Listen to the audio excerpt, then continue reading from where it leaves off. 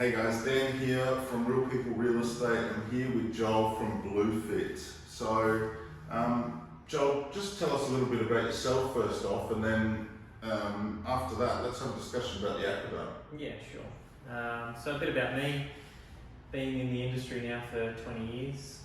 Prior to moving over to Bluefit and working with the City of Playford, then obviously I've been spending a lot of time in mainly fitness facilities. Yep.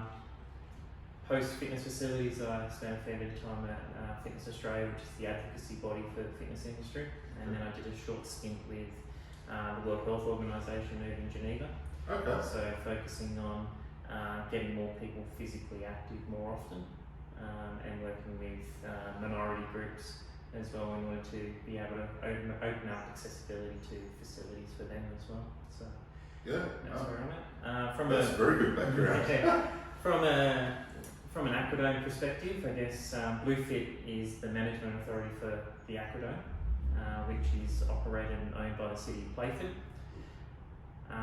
We've got our 50-metre swimming pool, full Olympic size swimming pool with Olympic size start blocks, etc., etc. So we offer lap swimming as well as aqua aerobics in that particular pool. We've got a squad that swims in that pool on an ongoing basis as well, and it's pretty much accessible to anybody and everybody of all swimming abilities. Yep. We then got a program pool, and in that program pool we run a whole range of classes for people to learn to swim. So all the way through from babies from 4 to 6 months old, all the way through to adult swimming lessons as well. So it's open to pretty much everybody and anybody in the community, and able to come in and access good quality water space to learn how to swim, which is obviously a really great life skill that they can go through from there. Well, I think especially in Australia. Especially in Australia, yeah, that's exactly right. So we've also got a water slide, which is always a little bit of fun. Okay. We operate that on the weekends. We also try to utilise that during the school holidays as well. So how often do you go down the water slide? How often do I go down the water slide? I've been down once or twice, and that's to make sure that it's all safe and operational as well. That's the reason. That's what we tell ourselves. That's exactly right. We have debates at work of who's going to be doing the test run. So it's always great. We've also got a fitness centre, fully equipped fitness centre, state-of-the-art equipment that's been just refitted, effective of July last year in 2019. We've also got a group fitness room where we run a whole range of group fitness classes, and they're tailored for people who are our Strength for Life pass, so people that are coming back from chronic injury or illness, or all the way through to people who would like to do a high intensity interval training as well. So, so anything and everything in between. We've got a creche and a cafe as well. Yeah, no, sounds good. In terms of the gym and that sort of thing, so I know I'm not huge into the gym stuff. I'm not sure anybody can tell, but I know a few friends who are quite into going to the gym and all those other bits and pieces. And one thing that I hear all the time is Gym X has free weights and blah blah blah, and Gym Y doesn't have this. Yeah, sure. So we're going to go to Gym X, and then some people go to Gym Y. So in terms of the stuff that you've updated and all that sort of stuff, what's actually at the gym? Yeah, sure. So we do have that. The same as you walk into any other fitness facility. You've got your free weights all the way through to your cardio equipment and your pin-loaded weights as well. Okay, but I guess the whole point is you can have that great equipment, but you've got to know how to utilise it. Yeah. You've got to utilise it to the best of your ability as well. So we've got personal trainers on site, we've got gym instructors on the gym floor on an ongoing basis, but we've also got exercise physiologists as well. So if you've got that extra need that you need, we've obviously got experts that will be able to show you how to utilise that equipment. Now, our equipment is state of the art. There's no doubt about that, and it's all brand new, and it's great, and it's shiny, and it's all those sorts of things. But the most important is that we're able to open that up to the community so that they can use it for the best, in the best possible way. Yeah, no, which is fantastic. And I mean, I think at the end of the day, we are moving towards a world of, you know, health and all those bits and pieces. You see it more and more on social media and eating right and doing all those bits and pieces. I'll get on the bandwagon eventually. Yeah. So, to be honest, I really want to step back a little bit, and I'm going to deviate a little bit from what we sort of discussed, but I want to go back to the Geneva stuff. Yeah, sure. Only because I find that quite fascinating myself, and I think it would be a really cool little background piece for anybody watching. So WHO, that's the headquarters is in Geneva, isn't Is it? in Geneva. The main headquarters, Correct, and then they've got bits and pieces around the place. Yeah, correct. So you worked. So I represented Australia at the Sports Dialogue. Yeah. And the Sports Dialogue was focusing on physical activity across all demographics, essentially. So essentially what we did is, when I was in Geneva, we sat around a table and we tried to design, I guess, a way in which we can get more people more physically active more often. Yep. And we already have action plans in place through the World Health Organization, and it was up to us to then find out how we can then promote that to the everyday Australian and all the way around the world, essentially.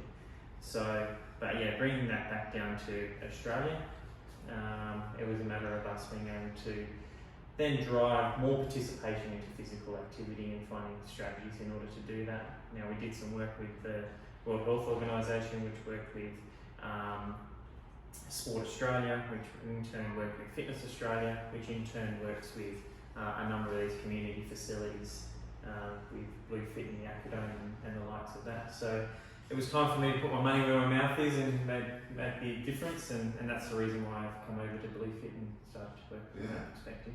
Well, I mean, I think one of the great things is that is a really, really good foundation, especially being the facility manager and those guys, you know, the PTs and all that sort of stuff, obviously feed off your energy and your engagement as well. Yeah. To be part of that, the stuff in Geneva is really, really cool. Yeah. So I think that's something that is really interesting and, you know, real cool takeaway. Yeah. For myself anyway, I didn't know you did the Geneva stuff. So it's great. Like, from my perspective, it's not about the fit people getting fitter. It's about how can we get the everyday Australian back into physical activity in some way, shape, or form. And that's what community facility is all about.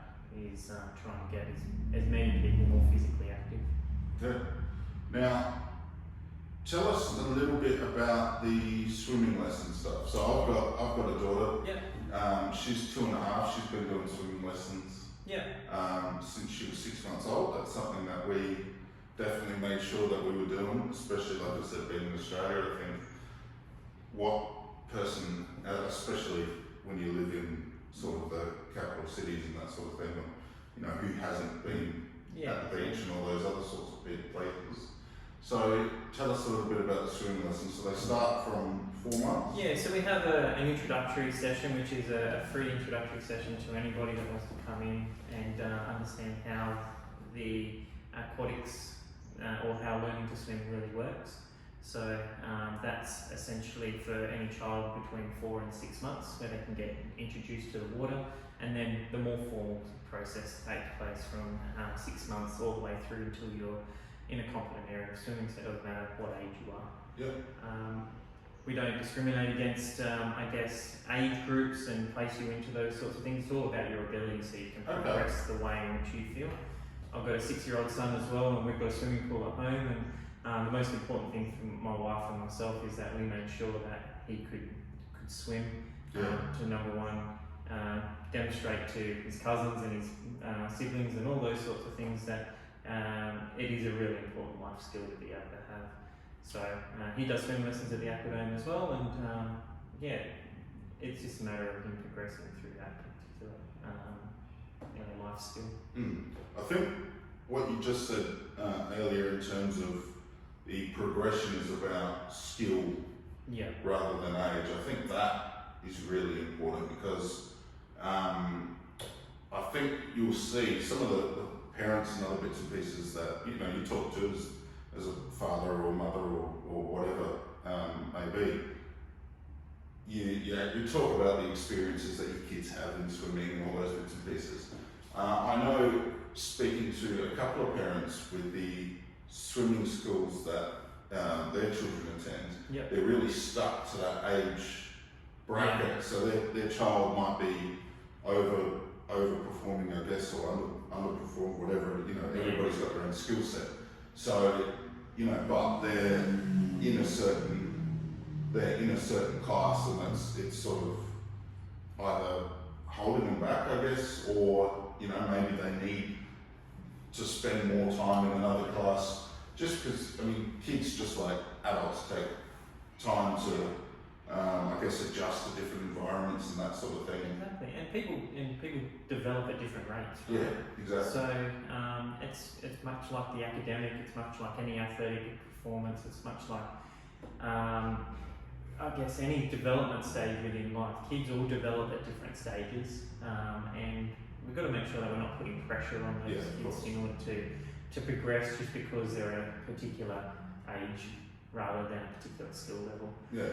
Now, we'll always adapt the session and the classes to who's in front of us, but it's most important is that we're focusing on that particular development of that skill rather than worrying about progressing you just because you've turned a certain age. Yeah, I think that's fantastic, and I think what it does is it does speak to the service that you guys are providing at the Aquadome, Bluefit, etc.